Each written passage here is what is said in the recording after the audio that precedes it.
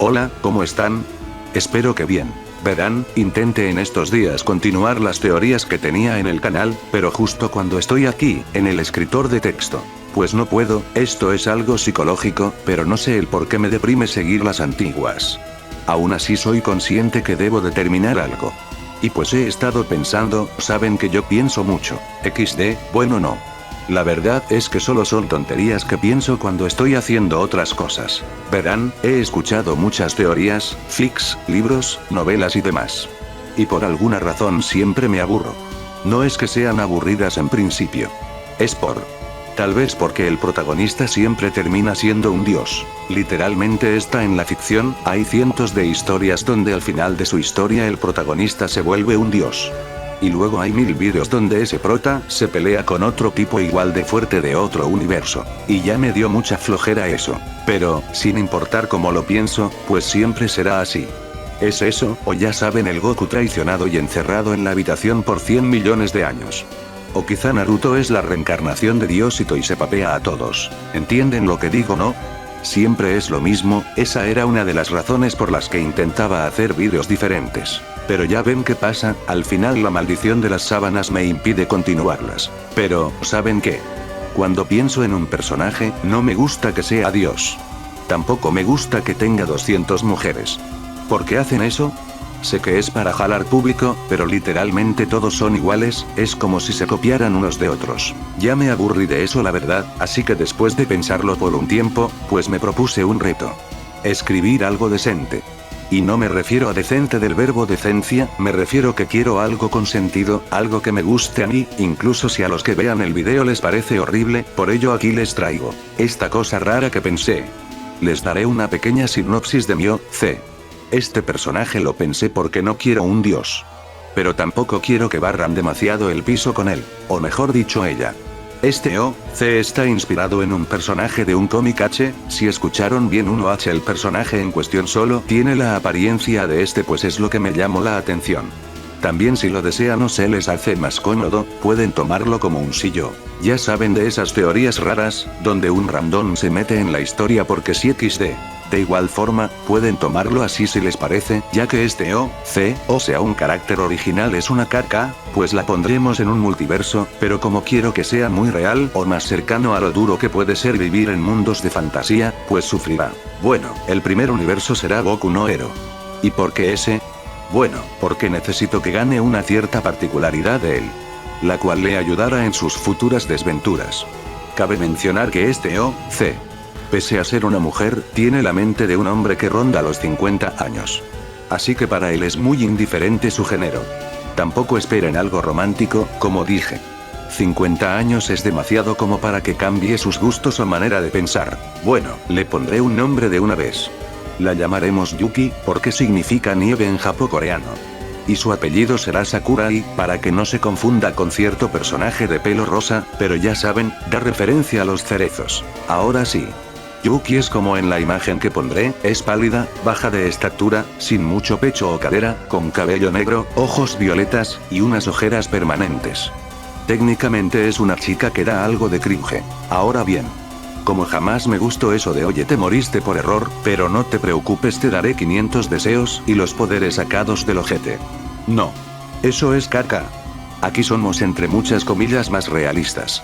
Así que, Yuki se murió de causas naturales. Y cuando abrió los ojos ya era Yuki. Yuki no sabía dónde estaba, pero no importa, una nueva vida está bien. O eso pensó, pues en el televisor del orfanato pasaron a los héroes profesionales. Eso es algo horrible. Pensó Yuki.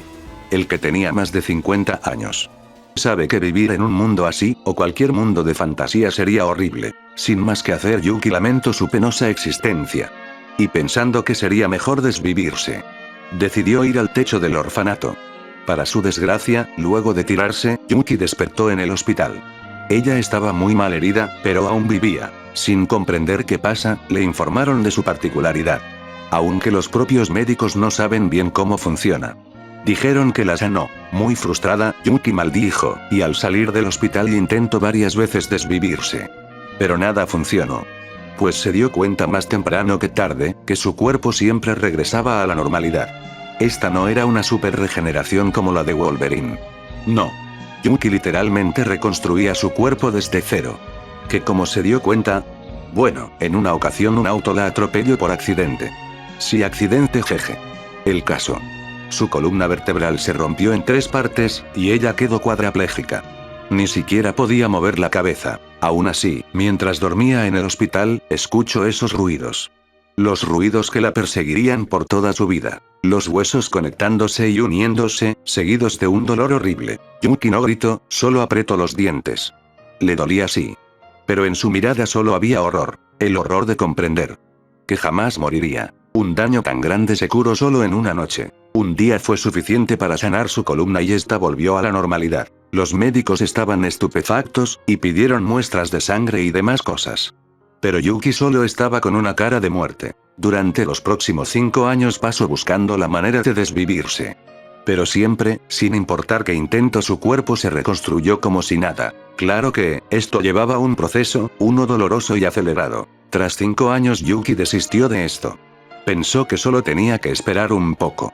Ella esperaría a que ese tipo Tomura aparezca, entonces le pediría que la haga polvo, y por fin podría morir. No se confundan, Yuki no era una suicida, pero el hecho es que no quería vivir en este mundo de héroes raros.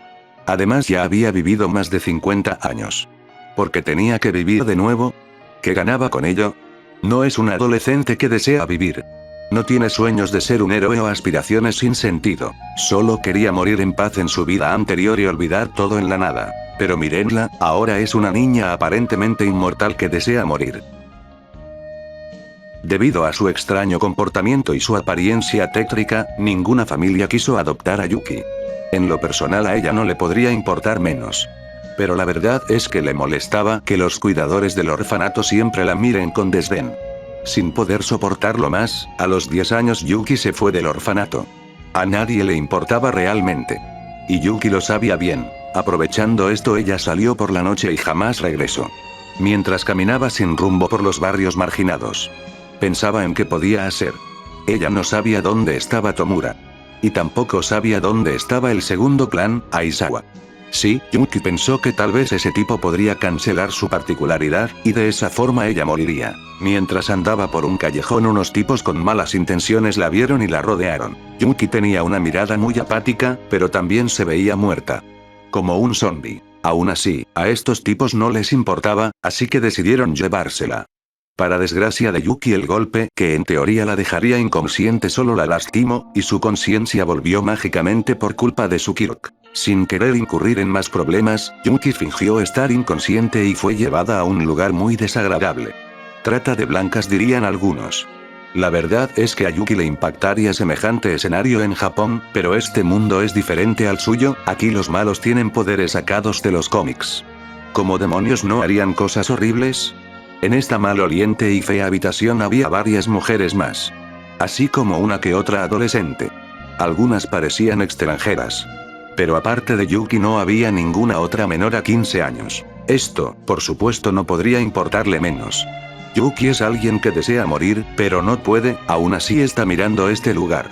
Y sin ninguna duda le repugna. Poco a poco las mujeres fueron llevadas a lo que suponía Yuki era un burdel clandestino. Por supuesto que esto no le importaba, tenía cierto método para salir de ahí.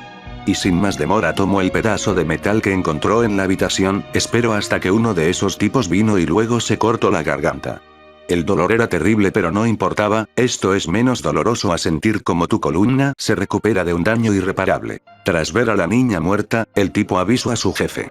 Sin más se deshicieron del cuerpo y lo arrojaron al mar. Eso fue la cosa más horrible que Yuki experimentó en su corta nueva vida y en su vieja vida. Yuki estaba en una bolsa de basura amarrada con piedras. Tras hundirse al fondo sus pulmones se contrajeron por la falta de oxígeno, se llenaron de agua y Yuki experimentó el dolor y sufrimiento de ser ahogada una y otra vez. Una tortura sin fin. Aunque Yuki intentó salir del agua no pudo, no solo porque no sabía nadar, sino que las piedras en sus piernas le impedían subir. Sus pulmones colapsaron por el agua y Yuki se ahogó, ella murió, no una o dos veces. Decenas o cientos de veces sintió el dolor abrasador en sus pulmones, la falta de oxígeno y el ser asfixiada sin fin. Su cuerpo se recuperaba en unas horas luego de dejar de moverse, luego la tortura comenzaría de nuevo.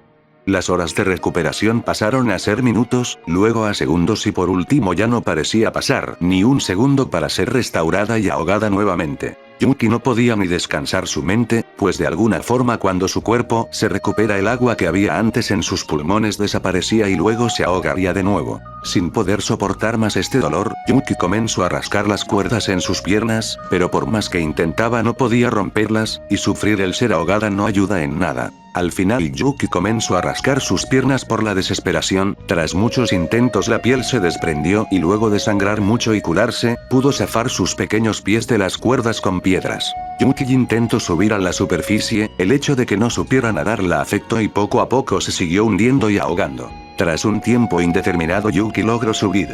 La desesperación la empujó a aprender a nadar, y tras llegar a la superficie Yuki gritó. Sin importar si la escuchaban, sin importarle nada en el mundo gritó. Mientras las lágrimas caían de sus ojos. El grito fue desgarrador, lleno de dolor y sufrimiento mientras se mantenía flotando en el agua. El sol estaba en pleno cielo. Pero Yuki no dejó de gritar hasta que su garganta sangró y ya no pudo más. Tras sanar, Yuki siguió gritando y por unas horas más. Al final, después de calmarse Yuki nadó lentamente donde podía ver la orilla del mar. Cuando Yuki llegó a la orilla ya era de noche. Sin energía se tumbó en la arena y su conciencia se esfumó. Por la mañana, un oficial de policía había despertado a Yuki, preguntando las cosas comunes. Yuki le dijo que se quedó dormida, pero ahora iría a casa. Sin más se fue corriendo, mientras su cuerpo tiembla al recordar el ser ahogada. Yuki caminó por unas horas, hasta que pudo ver la fecha en un televisor que estaba en el aparador de una tienda. Según la fecha de las noticias habían pasado 2 semanas. Yuki palideció antes esto. Durante 2 semanas Yuki se ahogó una y otra vez. Lo que más la aterró fue el hecho de que no comió nada y de alguna forma su cuerpo está sano. Esto solo la sumió en una mayor depresión. Yuki caminó de nuevo por los barrios marginales de la ciudad. A ella ya no le importaba mucho nada. Encontró algunas cosas interesantes en la basura y caminó lentamente. Ella ahora tenía con qué defenderse. Ya que no podían matarla, entonces ¿qué importa si se defiende? Como imagino, no pasó mucho tiempo antes de que unos mafiosos la vieran, la siguieron y luego de rodearla, intentaron llevársela. Pero ¿cómo podía Yuki permitir que estos sujetos la lastimen? El hecho de que el cuerpo de Yuki se recupere, no significaba que no le doliera. Sin más ella se defendió. Apuñaló, mordió y golpeó como pudo. Pese a ser pequeña Yuki logró lastimar de gravedad a uno de esos tipos. Una pena que sea tan pequeña y débil. La paliza que recibió detuvo su corazón. Sus huesos estaban hechos polvo y su cuerpo ahora parecía un trapo sucio. Después de tirarla al contenedor de basura los mafiosos se fueron. Yuki se recuperó tras unas horas y salió. Caminó por la calle llena de sangre. Y en poco tiempo una persona la vio. Con miedo, Yuki levantó su destornillador. Un arma confiable que aunque no sirva, podría darle algo de seguridad mental. El hombre detuvo a la niña y luego le preguntó qué le había pasado. Yuki intentó escapar, pero no pudo, su cuerpo estaba cubierto de vendas muy duras. El hombre la miró con preocupación, aunque no se notaría ya que sus ojos eran serios e indiferentes. La niña mordería las vendas, sus encías sangrarían sin parar, y sus movimientos violentos carentes de autocontrol hacían que las heridas aparezcan una tras otra. El hombre se puso nervioso, y con rapidez golpeó la nuca de la niña dejándola inconsciente. Tras esto, ella tomó en sus brazos y decidió llevarla a un lugar seguro. Pero por desgracia para este hombre, poco sabía que la niña ya había recuperado su conciencia. Ella esperó pacientemente, y cuando el hombre se distrajo por una llamada telefónica, Yuki huyó. Mientras corría por los callejones, Yuki se dio cuenta que el hombre le había dado una chaqueta. Pensó que tal vez ese tipo no era malo, pero aún así ella no quería acercarse a nadie. La verdad es que odia este mundo, solo por el hecho de que está aquí. Yuki se sentaría en una esquina oscura mientras se cubre del frío. Lentamente Yuki cerró los ojos. El dolor de su estómago por el hambre no era nada comparado a lo que había vivido hasta hoy, así que decidió ignorarlo. Para su desgracia, ¿cómo podría una niña de 10 años escapar de un adulto entrenado? Aizawa encontró de nuevo a la niña, esta vez no quería perderla de vista, no sabía qué había pasado la niña, pero considerando su ropa hecha pedazos y su pequeño cuerpo cubierto de sangre no debía ser algo bueno. Mientras la cargaba una vez más, esta vez la amarró con cuidado con sus vendas y la llevó. Aizawa notó de inmediato que las heridas que se hizo antes ya no estaban, y pensó que tal vez era por su particularidad. Aizawa llegó al departamento de policía, avisó de todo y luego llamaron a un médico. Para sorpresa de Aizawa, no había registros de la niña, esto era muy extraño. Así que tras pedir ayuda a cierto animal genio, lograron descubrir que alguien había adoptado a una niña huérfana con sus características. Lo más extraño era que se había dado por muerta esta niña y la persona que la adoptó no existía. Mientras analizaban esto, una conmoción llamó su atención. En el departamento de policía todos gritaban, Aizawa y Nezu fueron a ver lo que sucedía. Aizawa y Nezu vieron algo que los dejó en shock. Estaban tan impactados que se paralizaron. Lo que vieron fue a una pequeña niña sucia de cabello negro y ojos violetas. Pero lo que la niña tenía entre sus manos alteró a todos. Yuki había logrado tomar un cuchillo y un arma de cierto almacén. Sin demora intentó escapar, pero para su desgracia fue atrapada. Mientras intentaba huir amenazó con el arma, pero lamentablemente no llegó lejos, fue rodeada y atrapada en una esquina del departamento de policía. Los policías no podían acercarse más, pues la niña puso el cuchillo en su cuello mientras el arma apuntaba a los que la rodean. Nezu parecía algo nervioso y tras subir al hombro de Aizawa le dijo que se acercara. Él asintió y caminó. Cuando estaba a unos 10 metros la niña gritó: «No te acerques o disparo». Aizawa se detuvo. Por fin Yuki pudo ver al hombre que la trajo aquí. Mientras lo veía sus ojos brillaron con luz. Eran los ojos de alguien que había recuperado las esperanzas luego de perder todo. Yuki no dejó de mirar a Aizawa, de hecho miró al pequeño animalito en el hombro de Aizawa y lo reconoció. Pero no le podía importar menos. Mientras Yuki miraba a este par, Nezu habló. «Hola, pequeña, mi nombre es Nezu. Soy el director de la escuela de héroes UA». La niña no reaccionó, no dijo nada. Sus ojos seguían fijos en Aizawa. Nezu notó esto de inmediato, y pensó en varias posibilidades. La más alta para él, era que esta niña estaba agradecida, o tal vez sintió cierta conexión con el hombre que la salvó. Al notar esto, le dijo a Aizawa que le hable. Aizawa le habló a la pequeña. «Oye. Baja eso». Aizawa ordenó. No era muy bueno tratando con los niños, por lo que parecía un regaño más que otra cosa. Pese a eso, y pese a que todos se pusieron nerviosos por la forma en que le habló, la niña no tuvo reacción. Ella siguió mirando al hombre de cabello negro. Tras unos largos minutos muy incómodos, ella por fin dijo algo. «Usa tu particularidad conmigo». Eso fue todo, y fue suficiente para desconcertar a los presentes. Nezu, como el genio que es, decidió tomar las riendas. «¿Sabes quién es él?», preguntó. La niña solo asintió y dijo: «Sé que puede cancelar particularidades». Nezu asintió y preguntó: «¿Por qué quieres que use su habilidad? ¿Es que acaso tu particularidad causa algún problema?». Nezu no se fue por las ramas. Aunque aún le falta información, notó que la niña no tenía ni una pizca de miedo, o algo más. De hecho, sus ojos eran los de alguien muerto. Y solo cambiaron cuando vio a Aizawa. Nezu asintió, y dijo: «Él usará su particularidad, pero debes bajar el arma». La niña negó con su cabeza y luego se apuntó a ella misma. Todos los presentes se pusieron aún más nerviosos. «Usa tu particularidad», dijo la niña. Aizawa tenía pensado usar sus vendas de detención y tomar el arma. Pero ahora era más complicado, sin más opción. Nezu le dijo que usara su particularidad. Aizawa asintió y usó su habilidad. Yuki lo sintió. Algo dentro de ella se apagó. Una enorme sonrisa sincera floreció en su rostro. Lo que dejó a Nezu un poco expectante. De igual forma, Aizawa suspiró en secreto mientras creía que ahora la niña cooperaría. Pero nadie esperó lo que sucedió en el segundo siguiente. La niña, que aún se apuntaba con el arma, jaló el gatillo. Aizawa intentó detenerla con su máxima velocidad, pero estaba muy lejos. El disparo resonó y la sangre y materia cerebral mancharon las paredes y el piso. El cuerpo de la niña cayó al suelo inerte. Algunos gritos de mujeres se escucharon en la habitación. Aizawa corrió a la niña. Sus ojos tenían una mirada indescriptible. Él se arrodilló y luego tomó el pequeño cuerpo entre sus brazos. Justo antes del disparo, él leyó los labios de la niña. Aunque no dijo nada, sí lo deletreó. «Gracias». Esas fueron las palabras de la pequeña mientras se volaba la cabeza. Este incidente marcó mucho a Aizawa. Y a algunas otras personas. Le dieron un funeral a la pequeña. Pero aparte de Aizawa, Nezu y el detective Tsukauchi, este último había sido el culpable desde su perspectiva. De la muerte de la niña, pues fue por el que estaba al cuidado de la niña que se le escapó y pasó esto. Tsukauchi está muy deprimido, pero gracias a cierto hombre rubio logró soportar. Tras el funeral con solo 4 personas, todos se fueron menos Aizawa. No entendía por qué la niña le dio las gracias. No entendía por qué tenía que morir, no entendía por qué no pudo salvarla. Después de un largo tiempo Aizawa se puso de pie y se fue. Mientras se iba creyó escuchar algo. Un ruido sordo. Pero tras negar, solo se marchó. En el ataúd, enterrada bajo tierra. Yuki despertó. Al darse cuenta de su situación ella gritó. No por miedo, sino por desesperación. Ella había regresado. No sabía cómo o por qué. Pero solo podía llorar. De nuevo, en unas horas el oxígeno se fue, y ella se ahogó. Golpeó las tablas por tanto tiempo que ahora solo había rojo en el ataúd. Cuando las tablas se dieron al final, se arrastró como un gusano por la pesada tierra. La tierra la aplastó y el dolor de su asfixia aumentó.